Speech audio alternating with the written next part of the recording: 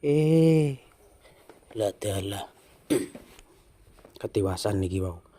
Truk, matur suwun wis ngelingne marang aku.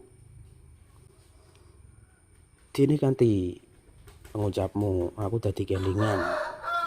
Bilih para Kurawa iku emang sering serik karo anak-anakku lanang. Ning kabeh mau wis kadung kelak. Dadi aku ngutus marang awakmu Punakawan, Petruk, Bagong, Gareng. Nggih, Ndara. Nggih, Ndara. Nggih, Ndara.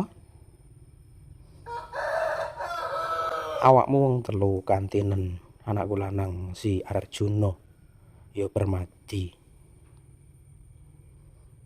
Sowan ana ing daleme Begawan Biasa.